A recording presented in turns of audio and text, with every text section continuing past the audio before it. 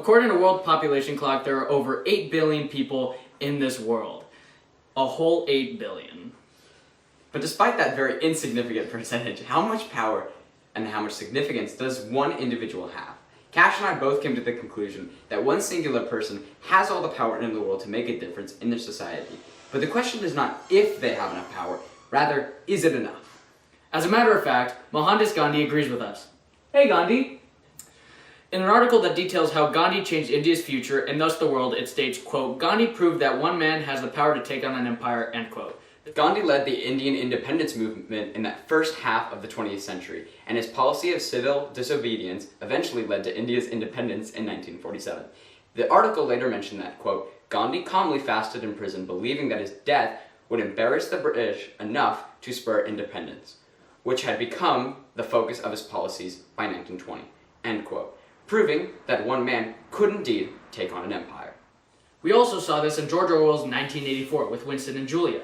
Over the course of a few months, they had rebelled against the party, mainly through acts of adultery. After being caught by the thought police, Winston would be tortured for many months after. Despite losing the war, Winston would win many battles, where he, quote, will confess, but not yet. I must hold out till the pain becomes unbearable. 3 more kicks, 2 more kicks, and then I will tell them what they want, end quote. In an argument between Winston and O'Brien, it would be mentioned that, quote, do you believe in God, Winston? No. Then what is it? What is the principle that will defeat us? I don't know. The spirit of man, end quote. These scenes further proved that Winston had the power, but simply wasn't enough. It left us thinking that if more people had rebelled with him, they could have possibly overthrown the party. 1984 had some real-life connections as well, with the personal stories of Nan Chang, a Chinese woman who endured 6.5 years of hardships during China's Cultural Revolution. In a Time magazine article detailing a scene similar to those in Room 101, quote, everything I said was drowned by angry shouts and screams of confess, confess, and we will not allow a class enemy to argue. Later stated, quote, the Red Guards and revolutionaries crowded around me, shook their fists in my face, pulled at my clothes, spat on my jacket while yelling, dirty spy, dirty running dog, we will kill you. Nan Chen would spend a lot of her time in a high-security prison for class enemies, where she would be tortured in many ways, similar to Winston in Room 101. She would face starvation and many infections caused by cuts along her wrist. Just like Winston, however, she had an upper hand over the people keeping her there. She was, quote, decided that if she was going to survive the Cultural Revolution, I need physical and mental exercise, end quote. Her perseverance would push her over the edge and would get her through a lot of the 6.5 years in prison, once again proving Gandhi to be right, as she single-handedly took on an empire. A website dedicated to educating those of the crimes against humanity committed by communists, communistcrimes.org, has a timeline of the fall of the Soviet Union, from Mikhail Gorbachev's nomination in 1985 to the fracturing of the empire in 1991. It specifies that through Gorbachev's progressive policies of glasnost, perestroika, and democratization, the Communist Party quickly lost power and those promising peace, democracy, and freedom were put in their place. In another Time article by Gwen Strauss, uncovering the story of 9 female French resistance fighters in World War II, it details the strength these women had to escape a concentration camp, but were ultimately not recognized for the simple fact of them being women.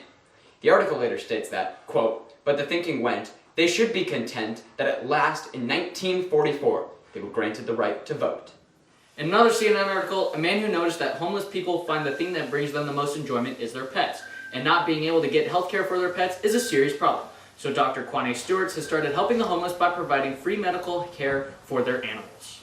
Showing support for the less fortunate is one of the best ways us as a society can make a difference. And it's how one individual can change the society by doing a good deed and inspiring others. Another CNN article by Lara Claremont, as a young child, Culpus was sheltered from the violence and the severe poverty in her country of Colombia. But as she grew up, she saw the poverty in Colombia is experiencing. So in order to help her country, she founded Terra Garta. With this individual's hard work, determination, and care for her community and country, she changed Colombia's community towards a better future. Finally, in an article detailing the impact Leonardo da Vinci had on the world, Da Vinci, one of the most popular artists in the world, didn't just make amazing art. He changed the perspective and view of art on the whole world, and changed the art world as we know it. Some of Da Vinci's inventions that are still being used today include the calculator, helicopters, machine guns, triple barrel cannons, and the creation of solar-powered gadgets. Da Vinci's inventions changed the world and his ideas and are still being used today.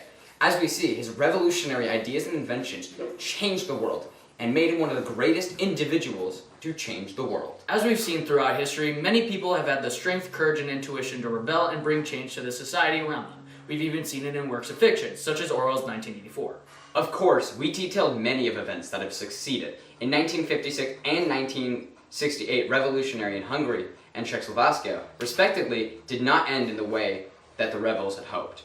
But they all shared a dream, a common goal, to remain and obtain freedom.